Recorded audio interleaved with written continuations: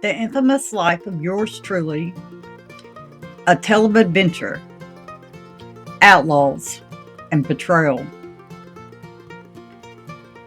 Today I want you to gather round and listen close as I, Billy the Kid, spin you a yarn of my life. A tale of adventure, outlaws, and betrayal. Now I know what you're thinking. Billy, you are a notorious outlaw, a killer, a thief. And to that, I would say, guilty as charged. But there's more to me than just my reputation. So sit back, relax, and let me tell you my story.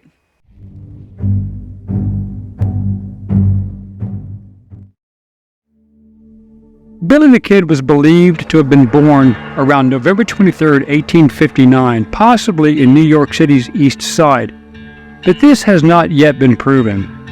There are many versions of his story, so we will put together the most plausible facts. One of the greatest mysteries was his real identity.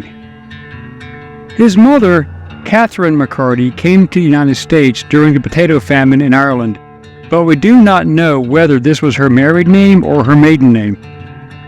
Most historians believe that his legal name was William Henry McCarty Jr. I was born William H. Bonney in 1859. I grew up in New York City, son of Irish immigrants. My childhood was marked by poverty and hardship, but my parents instilled in me a strong sense of morality and a desire to make something of myself. But as fate would have it, I took a different path. I want to tell you about New York City in the 1860s. It was already a city with a large influx of immigrants, particularly from Ireland. As the son of an Irish immigrant, my childhood was shaped by the challenges and opportunities of growing up in a poor, working-class family in a rapidly changing city. A glimpse into what it might have been like for me as a kid. It was densely populated, impoverished neighborhoods, like the Five Points or the Lower East Side. They were notorious for overcrowding, poverty, and crime. I lived in a small, cramped tenement apartment. My parents worked long hours in low-paying jobs, such as laborers, servants, and street vendors. We struggled to make ends meet, and I had to work from a young age to contribute to the income. Education wasn't readily available, and that was luxury. Some Irish immigrants placed a strong emphasis on education. Many families couldn't afford to send their kids to school.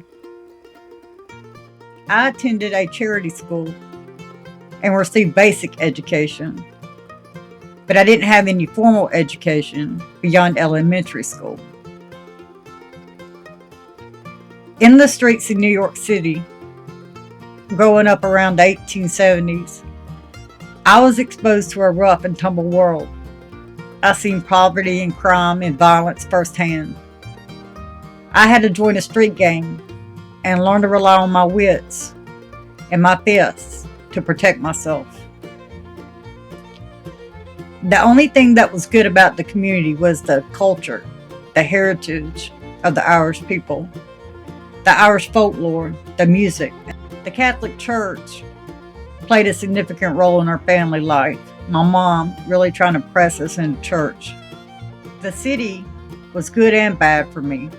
On one hand, the city offered a chance to make a new life, to escape poverty and hardship, from Ireland.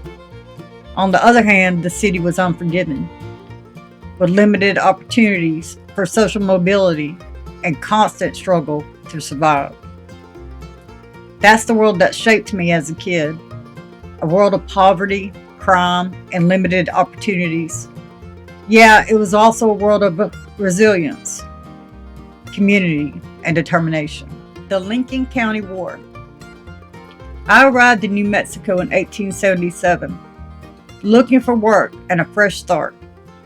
Instead, I found myself in the midst of the Lincoln County War. The Lincoln County War was a war over cattle and grazing land, starting the careers of several famous gunslingers such as Billy the Kid, Sheriff William J. Brady, James Dolan, John Chisholm, Jose Chavez, Lawrence Murphy, and Alexander McSween, among others. The murder of English-born John Tunstall on February 18, 1878 by Jesse Evans and others working with Sheriff Brady on orders from James Dolan started the war. Dolan, along with Lawrence Murphy, controlled the entire county and stole cattle from Tunstall and John Chisholm on a regular basis. The murder was witnessed by Fred Waite, Richard Brewer, John Middleton, Henry Newton Brown, Robert A. Weidenman, and Billy the Kid. His death hit them hard, especially Billy. Because Tunstall had hired Billy and many of the young nomads to work for him, and he was highly respected and fair with them, and Billy looked upon him as a father figure.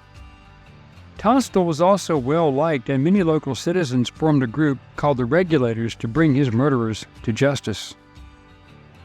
But with New Mexico still being a territory, the entire criminal justice system was controlled by allies of Murphy, Brady, and Dolan. Billy and the other members of the Regulators were deputized by Lincoln County Justice of the Peace, Constable Martinez, and they tried to serve the legally issued arrest warrants on the murderers. Sheriff Brady then ran interference and arrested and jailed Martinez and his deputies in violation of their legal law enforcement status. On March 9, 1878, the Regulators captured Buck Morton, Dick Lloyd, and Frank Butler, all part of the Dolan gang involved in the Tunstall murder.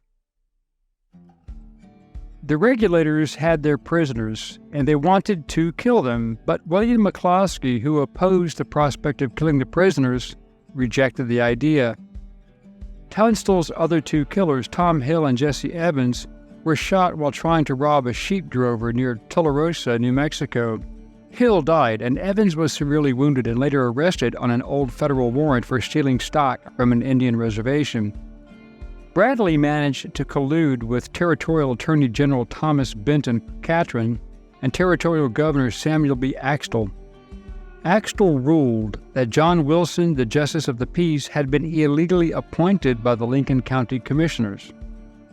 Wilson had deputized the Regulators as well and issued the warrants for Tunstall's murderers. But the new ruling meant that the Regulators' legal actions were now illegal, and he dismissed the U.S. Marshal, making Brady the only law in the county. On April 1, 1878, the Regulators ambushed and killed Brady and Deputy George W. Hindman. Later, the shootout at Blazer's Mill occurred when Buckshot Roberts, one of Tunstall's killers, was found. He was killed, but he also killed Regulator leader Richard Brewer and wounded Billy and 3 other Regulators. After the death of Brewer, the Regulators elected Frank McNabb as their leader. On April 29, 1878, Sheriff Pepin's posse, including the Jesse Evans gang and the Seven Rivers Warriors, arrived to kill the Regulators and started a shootout. McNabb was killed, and a few Regulators were wounded and escaped or were captured. The following day, Seven Rivers members Tom Green, Charles Marshall, Jim Patterson, and John Galvin were killed in Lincoln, but Billy and his men apparently also shot at U.S. soldiers while shooting at Dolan and his men. Firing upon the army changed the dynamic. On May 15th, the Regulators tracked and captured Jesse Evans' gang member Manuel Segovia, who was allegedly shot trying to escape. On July 15, 1878, the Regulators were surrounded by Dolan's collective while hiding in the Ellis General Store and McSween's house in Lincoln. The standoff lasted about 3 days until soldiers commanded by Colonel Nathan Dudley arrived and brought cannons, forcing the Regulators to escape. On July 19th, Murphy and Dolan torched the house with Susan McSween, widow of Alexander, who was killed, and another woman and 5 children. They were given safe passage out of the house while the men inside continued to fight the fire. The Lincoln County War was effectively over. Murphy died of cancer shortly after, and Dolan was indicted for the murder of Tunstall but released. He confiscated Tunstall's property eventually and died in 1898. Every member of the regulators was now a federal fugitive, and in December 1880, Billy was charged with murder and captured by Pat Garrett. He was tried and convicted and sentenced to hang. Another fact not in dispute was that while awaiting execution, he escaped jail on April 28, 1881, apparently with outside assistance, and killed 2 deputies and remained on the run. A bloody conflict between rival ranchers and merchants. The Lincoln County War was a range war that took place in Lincoln County, New Mexico from 1877 to 1879. The conflict was sparked by a combination of factors. The first one being the cattle ranching and the land ownership disputes. The area was home to several large cattle ranches, including the J.J. Dolan and the Tunstall McSweeney Ranch. These ranches often competed for land, water, and grazing rights, leading to tensions between the owners. There were economic rivalries. The town of Lincoln was a key commercial center. The rival ranchers and merchants vied for control of the local economy. The Murphy-Dolan faction, which controlled the local mercantile store, was pitted against the Tunstall-McSween faction, which sought to break their monopoly. There was also personal animosities and grudges. The conflict was also fueled by personal grudges between people in 2 factions. J.J. Dolan and John Tunstall had a long-standing feud, which ultimately contributed to the outbreak of violence. Lawlessness and the lack of effective law enforcement created an environment in which violence and intimidation could thrive. Ethnic and cultural tensions. The Murphy-Dolan faction was largely Irish-American, and the Tunstall-McSween faction was more Anglo-American. It was marked by a series of violent confrontations, including the murder of John Tunstall, the Battle of Lincoln, and the eventual showdown between Billy the Kid and Sheriff Pat Garrett. The Lincoln County War was marked by a series of violent confrontations, including the murder of John Tunstall, the Battle of Lincoln, and the eventual showdown between me and Sheriff Pat Garrett. The conflict ultimately resulted in the deaths of several key figures, including Tunstall and the decline of the Murphy-Dolan faction's influence in the area. I joined forces with John Tunstall, a British rancher, and his partner, Alexander McSween. But when Tunstall was murdered, I vowed to avenge his death, and thus began my journey as an outlaw. Now let's talk about Pat Garrett and our complicated history. Now I know some of you might be thinking, Billy, what about Pat Garrett? Wasn't you 2 friends? Well, that's a complicated story. Pat Garrett and I, we went way back. We rode together, drank together, and even robbed a bank or 2 together. But as time went on, our friendship turned sour.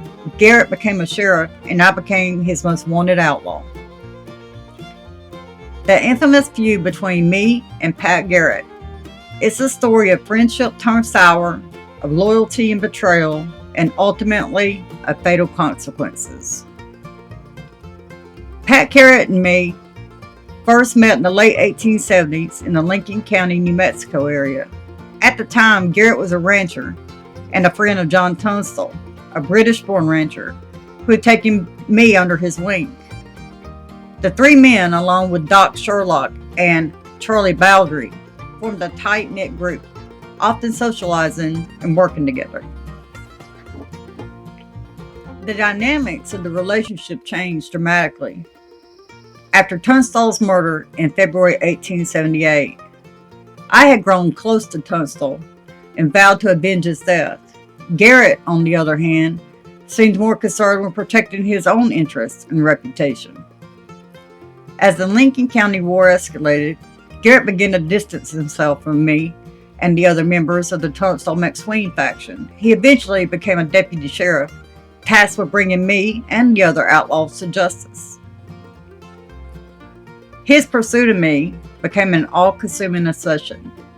He spent months tracking me down, following a trail of clues and tips that led him across the New Mexico territory.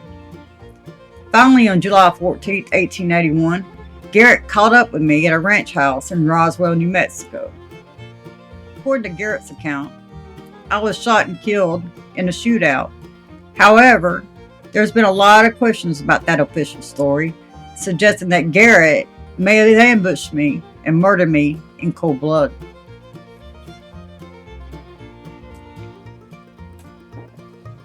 My killing made Pat Garrett a hero in the eyes of many.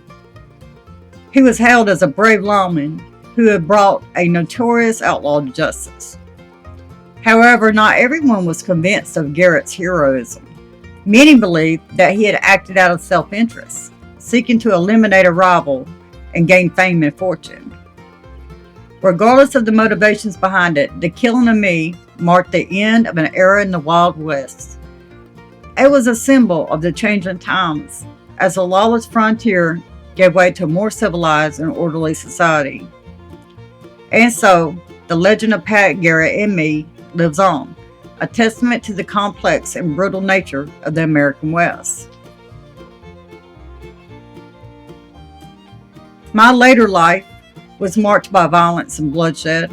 I was involved in numerous shootouts, including the infamous Battle of Lincoln, where I killed several men, including Sheriff William Brady. But in the end, it was Pat Garrett who brought me down. On July 4th, 1881, Garrett shot me dead in a darkened room in Roswell, New Mexico. Well, that's my story, folks. It ain't always been pretty, but it's been mine. And as I look back on my life, I realize that it was worth all of it. I lived my life on my own terms, and I wouldn't change a thing. So the next time you hear someone say, Billy the Kid was a cold-blooded killer, you can say, yeah, but he was also a hell of a lot of fun. So here's a moral from my life. I've lived a life of guns, gangs, and getaways. I've seen the best and worst of humanity. And if I'm being honest, I've made my fair share of mistakes. But if there's one thing I've learned, it's that loyalty is everything. Loyalty to your friends, your family, and yourself. Don't let anyone or anything compromise that. I stuck up for what I believed in, even when I meant going against the law. I protected my friends and those I cared about, no matter the cost. That's the code I lived by, and it's the code I die by. So if you're gonna take anything from my story, take this. Loyalty is the one thing that'll keep you standing tall, even when the whole world's against you. And with that, I thank you for listening. Have a good night, folks.